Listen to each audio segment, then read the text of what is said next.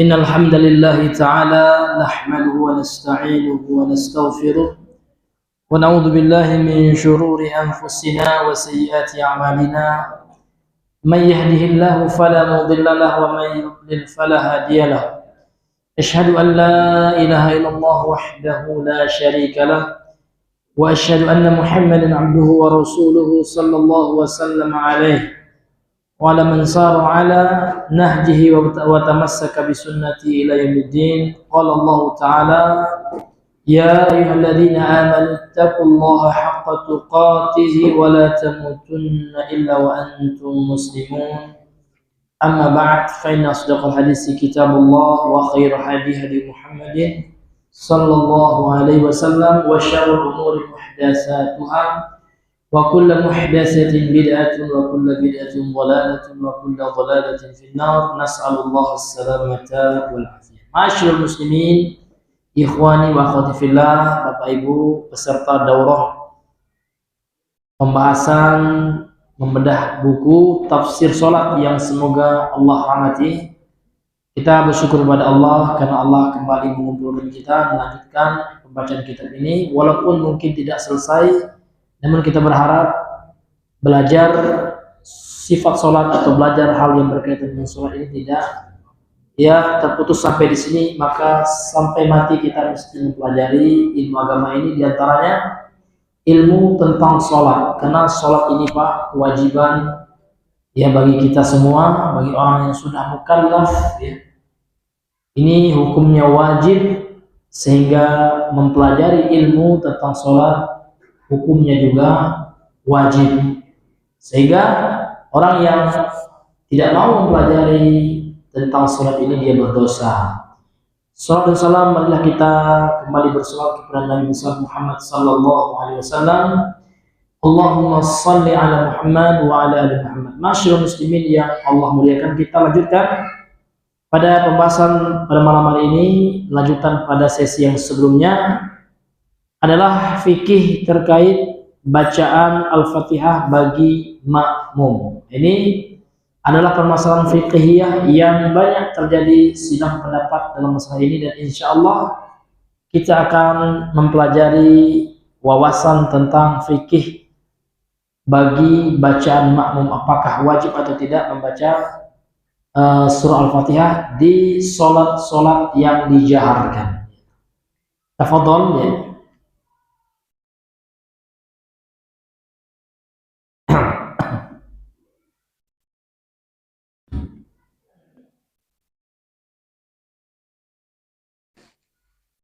Apakah makmum perlu membaca Al-Fatihah?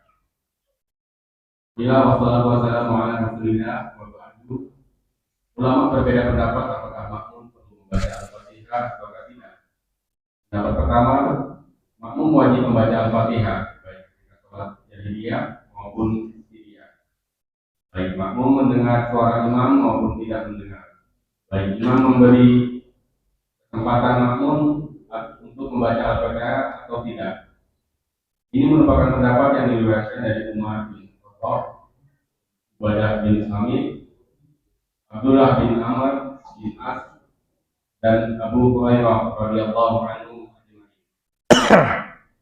Juga pendapat Imam As-Syafi'i dalam Qaul Jadid, pendapat baru, dan mayoritas Syafi'iyah, Al-Bukhari, Ibnu Hazm, Ishaq bin Rohiyah,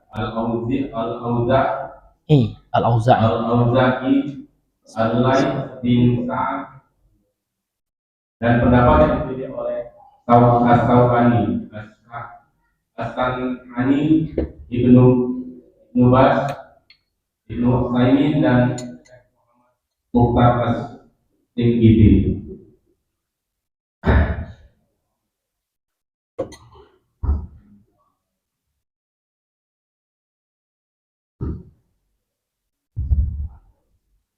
Dalilnya adalah hadis dari Ubadah bin Samit radhiyallahu anhum. Beliau bercerita, kami pernah sholat di belakang Rasulullah sallallahu alaihi wasallam. Ketika sholat subuh, Rasulullah sallallahu alaihi wasallam membaca surat dan merasa terganggu. Selesai sholat beliau bertanya, la'allakum taqra'una khalfa imamikum.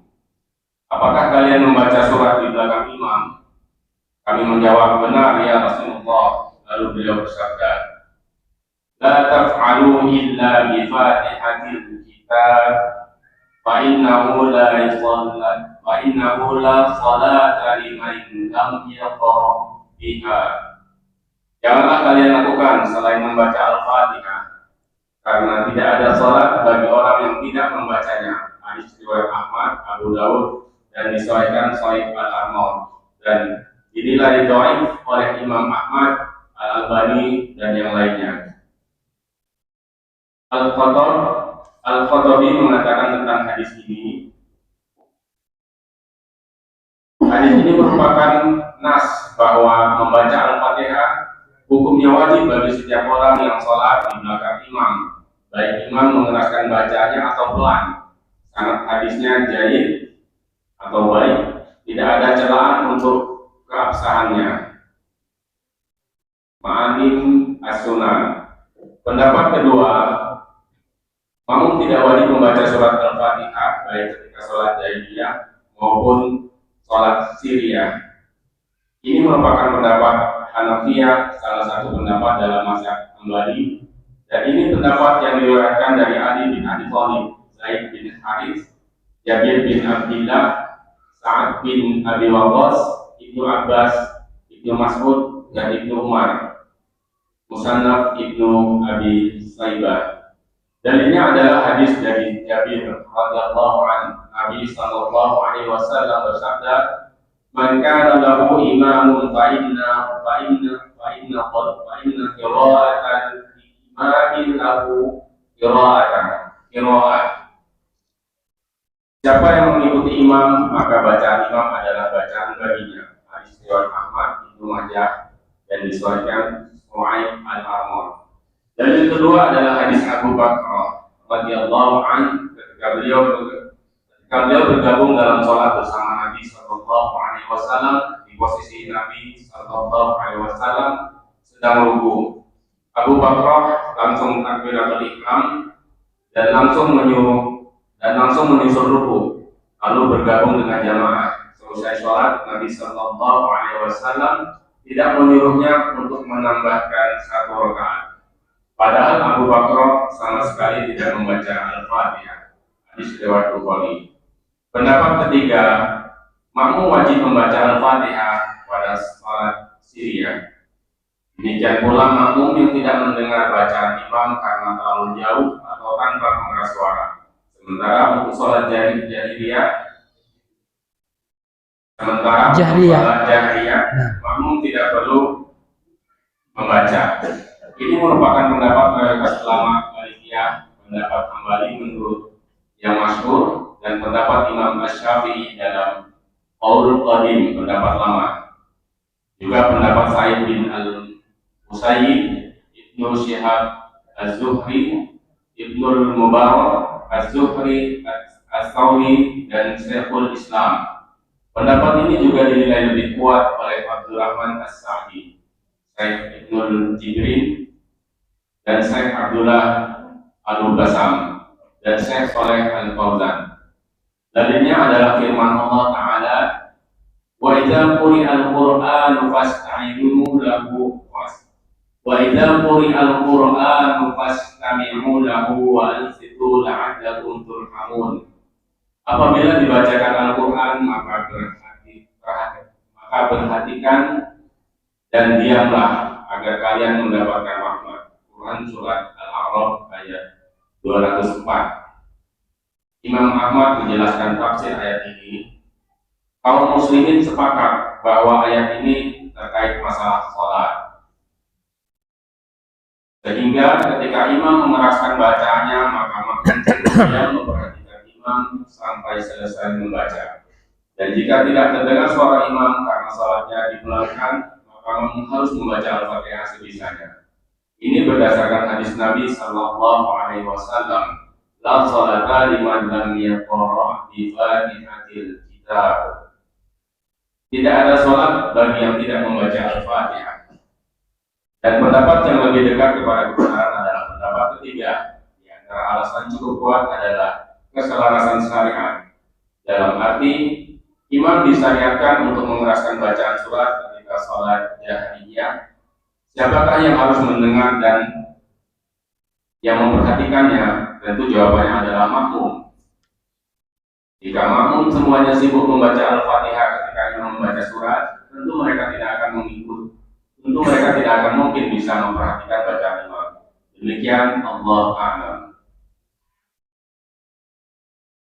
Nah, kemudian hadirin yang dimuliakan oleh Allah Subhanahu wa taala, pembahasan yang berikutnya adalah fikih ya tentang hukum bacaan Al-Fatihah bagi makmum.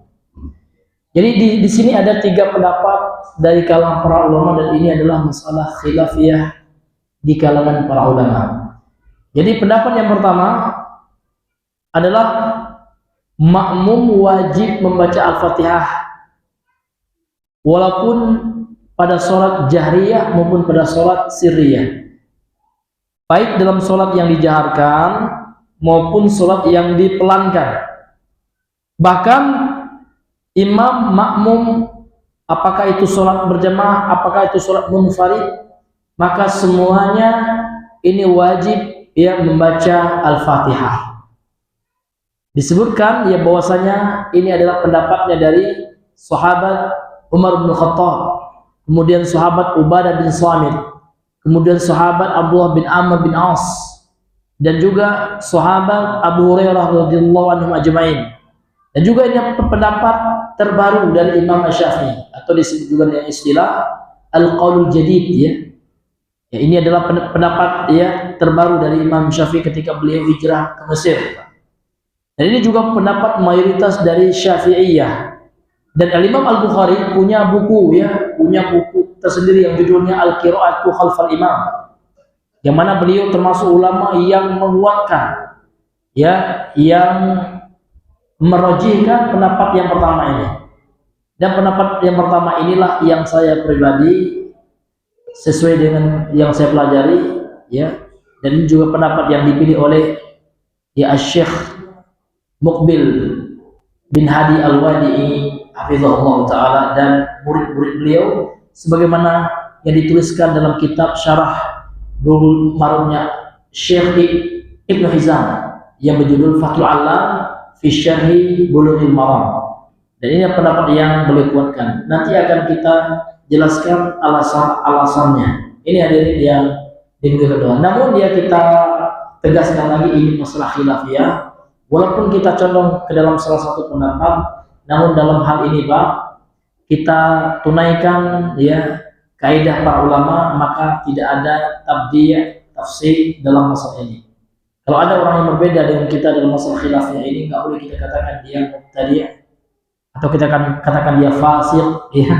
Karena ini adalah masalah yang sudah diperselisihkan oleh ulama semenjak zaman dahulu. Namun kita hanya memilih mana pendapat yang kita yakini lebih rajih. Kalau saya sendiri berbeda dengan penulis kitab ya. Saya sendiri lebih ya condong kepada pendapat yang pertama. Ini masyaallah muslimin yang dirahmati oleh Allah Subhanahu wa taala. Kemudian dalil-dalilnya, yang pertama ada dalil dari hadis ya Ubadah bin Samit radhiyallahu anhu.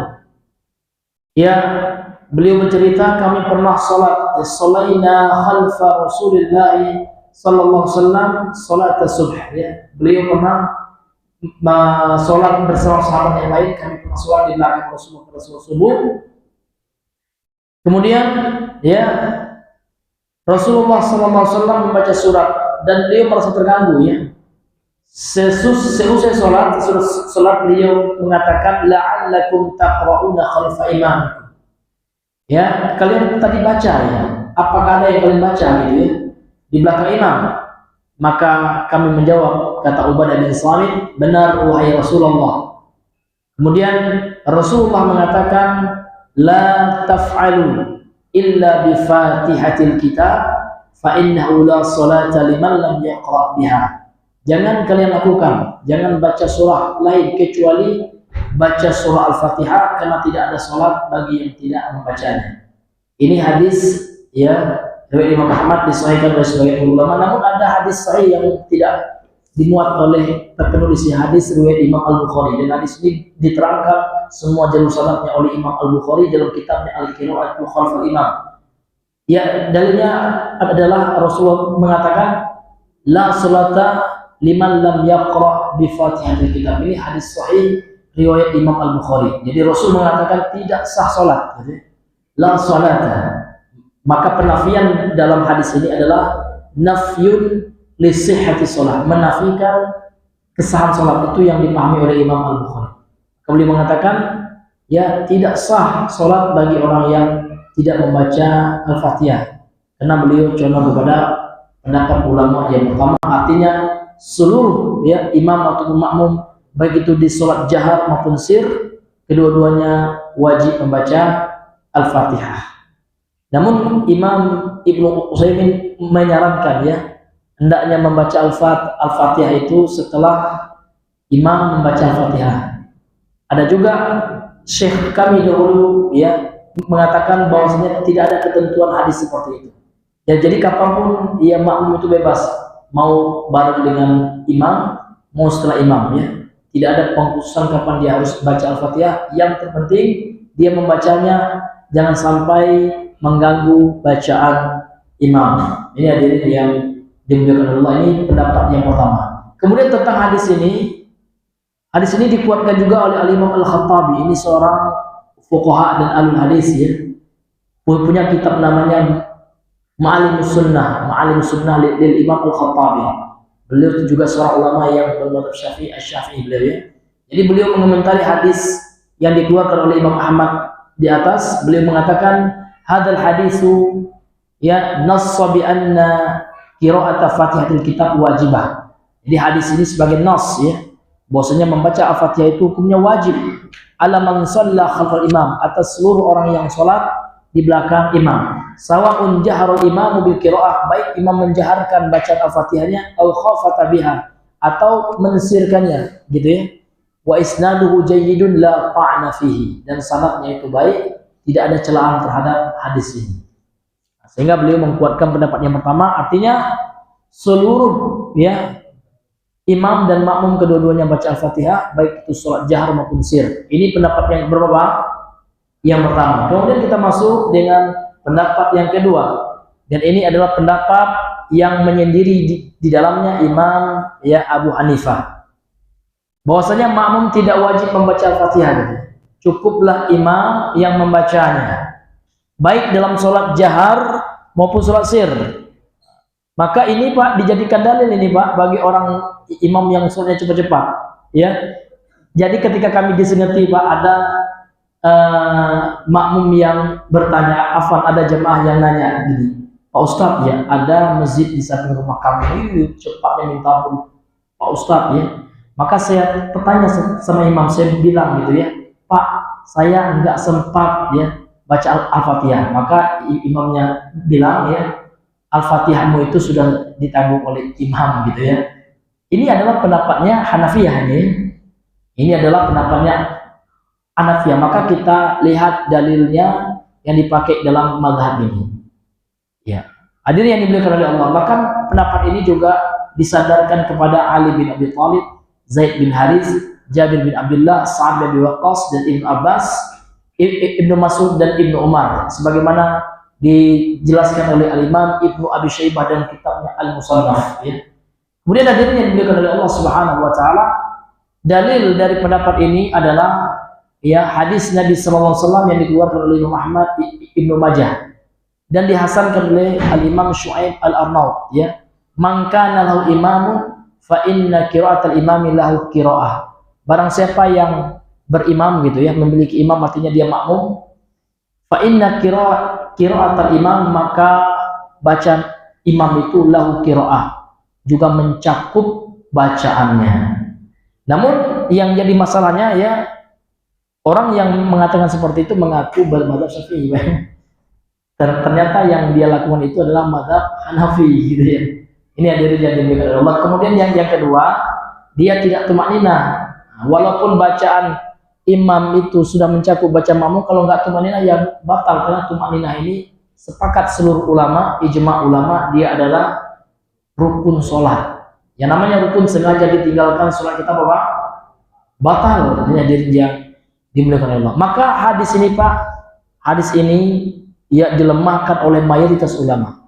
Walaupun dalam buku ini dikatakan hadis ini dihasankan oleh Syekh Syuaib Al-Arnaut ya, namun banyak ulama-ulama yang sebelum beliau yang sudah ya mengatakan hadis ini adalah hadis yang lemah. Di antaranya adalah Al-Hafiz Ibnu Hajar ya Al-Asqalani rahimahullahu taala, beliau mengatakan dalam syarah Sahih Al-Bukhari atau dalam kitabnya Fathul Bari juz yang kedua halaman 242.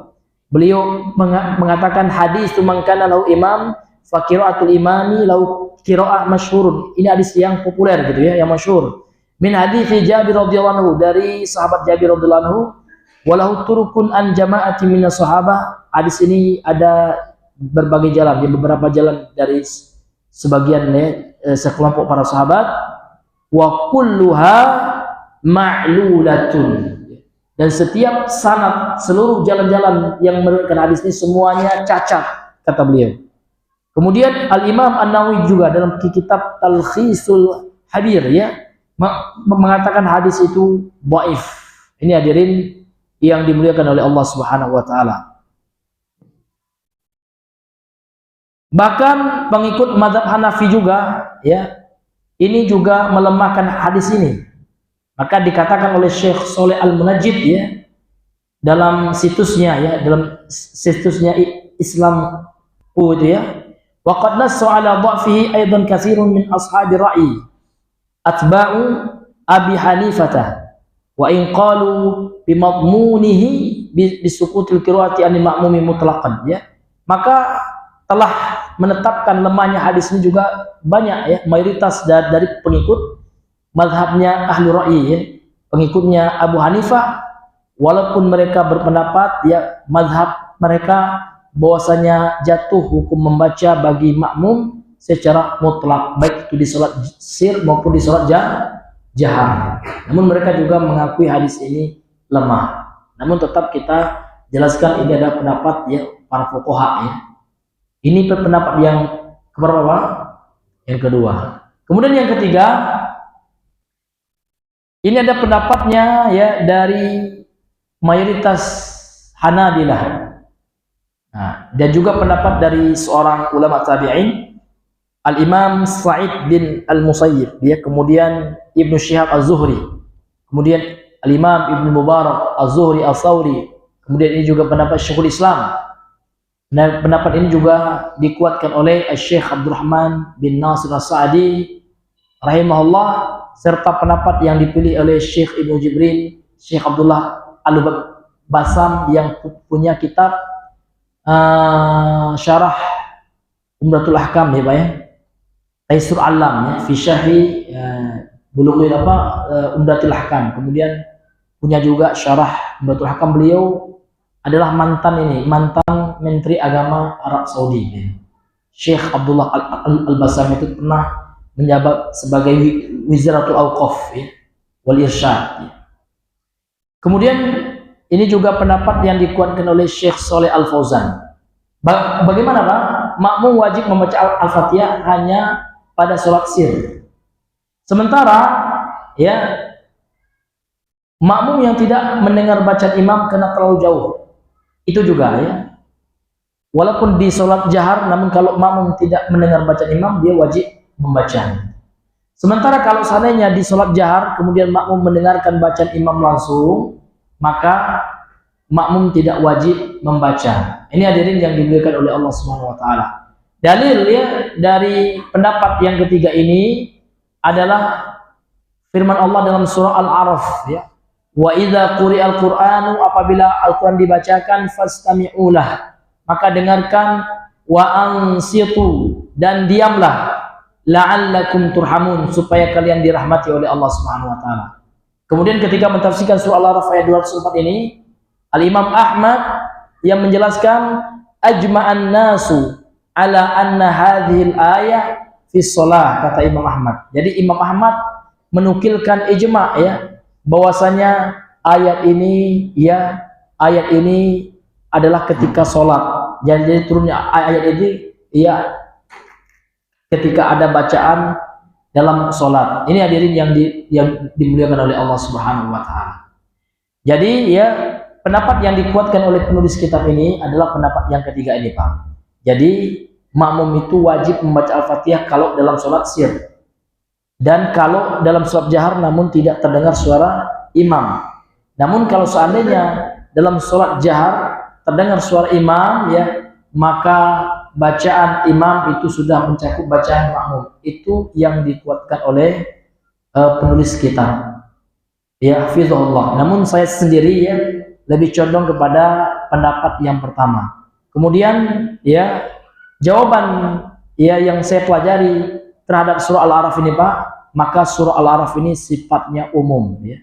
Ini namanya nas yang am ya. Ini jawaban ulama yang pertama ya. Allah mengatakan apabila dibacakan Al-Qur'an maka diamlah. Ini kan Al-Qur'an di sini umum, Pak. Karena pakai alif lam. Ini alif lam yang bermakna al-istighraqiyah, artinya umum. Kemudian ada kaidah kalau seandainya ada yang umum kemudian datang yang mengkhususkannya, maka yang diamalkan itu dalam usul fikih yang khusus, maka ada istilahnya amun maksus. Ini am ya umum sifatnya, namun ada yang mengkhususkannya, sehingga yang diamalkan yang khusus. Mana yang mengkhususkannya? Yang mengkhususkannya adalah sabda Nabi SAW dalam hadis Sahih Al-Bukhari, la salata liman lam yaqra bi Fatihil kitab. Memang kita nggak boleh ngomong gitu, Pak ya, ketika dibacakan Al-Quran, namun ada pengkhususannya, pengecualiannya, kecuali membaca Al-Fatihah. Kalau berdasarkan pendapat yang pertama, ala kulli hal ya, karena ini adalah masalah khilafiyah.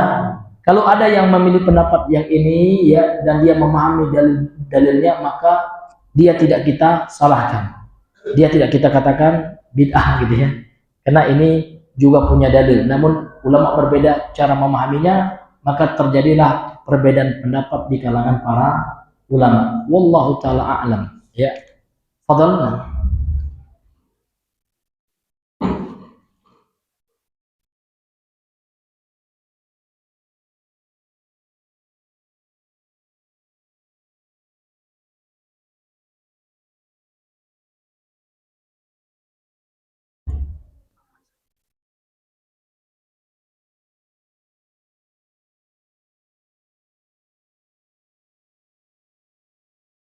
Teoritisnya membaca sebentar. Iya, ada ya. Ada yang kalau yang aku yang 100 ayatnya, kalau yang memasani itu yang kurang 100 gitu.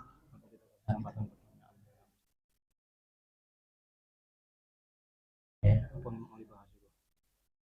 Oh, boleh aja ya. Milih mana? Ya, Soalnya nanti kalau kita ini pas kuisnya bisa sampai jam 9. jadi stop dulu gitu. Stop dulu. Ini pertanyaan. Iya, ya, boleh. Bismillah, para jemaah daurah semuanya, alhamdulillah kita memilih untuk menyelesaikan kitab ini sampai bab apakah makmum membaca Fatihah, karena kita lihat bab selanjutnya ini memilih surat sesuai sunnah ini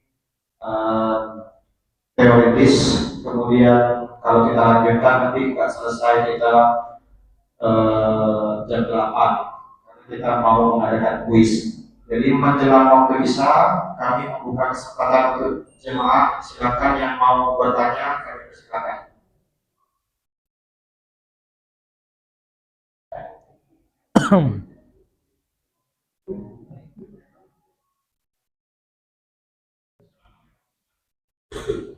Waalaikumsalam warahmatullahi wabarakatuh.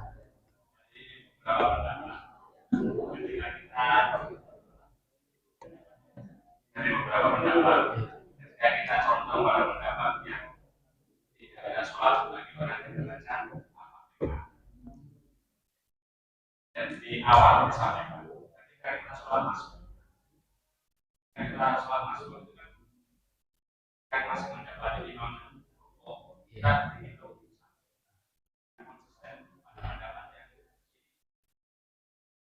Ya, masya Allah ya. Jadi kalau itu kan ada riwayat yang diperselisihkan juga ya. Man adrokal imam ya. Apa man adrokar rokah ya. Barang siapa yang mendapati imam, man adrokal imam yarka faqad adroka rokatan, kan itu. Atau kama qala Nabi SAW. Barang siapa yang mendapati imam ruku, seperti hadis yang telah kita sampaikan ya, ketika ruku ya, maka kita mendapati satu rakaat. Jadi sebagian ulama mensahihkan hadis itu, seperti Syekh Albani rahimahullah. Kemudian sebagian ulama yang lain seperti Al-Imam Al-Bukhari, maka beliau melemahkan hadis itu. Maka kalau pendapat Imam Al-Bukhari konsisten ya. Kalau Imam Al-Bukhari dalam mazhab beliau, tapi kalau dalam mazhab Syafi'i enggak. Dalam mazhab Syafi'i tetap ya, kalau seandainya kita mendapati imam ruku ya, maka apa namanya itu kita dihitung satu rakaat. Nah, tapi kalau kita nggak baca Al-Fatihah dalam qaulul jadidnya ya, maka apa namanya itu batal sholat kita gitu. Seperti tidak konsisten gitu Pak ya. Nah, jawabannya adalah karena ada itu hadis khusus ya. Ini kasusnya khusus itu Pak. Ya, berbeda dengan orang yang sengaja tidak membaca Al-Fatihah. Kalau mendapat ruku itu karena dia nggak sengaja tidak baca Al-Fatihah, karena memang keadaan seperti itu kan. Masuk-masuk orang udah ruku, dan ada hadis yang dianggap sahih oleh sebagian ulama, barang siapa yang mendapati imam ruku faqad adraka rakaah, maka dia mendapati satu rakaat. Tapi kalau pendapat mazhabnya Imam Al-Bukhari tidak, karena kata Imam Al-Bukhari itu lemah ya. Maka kalau Imam Al-Bukhari, kalau seandainya seseorang itu mendapati imam ruku, maka dia mesti ya menyempurnakan satu rakaat, maka dianggap rakaat itu dia tidak dihitung ketika imam ruku. Sebagaimana dalam kitab Al-Qira'atu Khalfal Imam. Ini seperti itu Pak ya. Wallahu taala alam bisawab. Waalaikumsalam warahmatullahi wabarakatuh. Karena kita di sini semuanya tidak dalam pendapat, ada yang ya dari tiga pendapat tadi itu kita agak sebenarnya diskusikan ini panjang sebenarnya. Diskusi masing-masing semuanya kan benar karena kita waktu itu. Cuman saya itu gini, pernah saya lihat di YouTube Abdullah Jain itu. Iya. Itu imam yang baik seharusnya setelah dia baca Al-Fatihah berilah waktu jeda sebentar untuk makmum membaca Al-Fatihah secara cepat. Saya rasa itu yang kalau saya Fauzan mungkin cara berhati-hati kita menyikapi bacaan Al-Fatihah dalam sholat. Terima kasih Ustaz, penjelasannya. Iya. Jadi pertanyaannya Pak? Jadi sebaiknya gimana Pak Ustaz?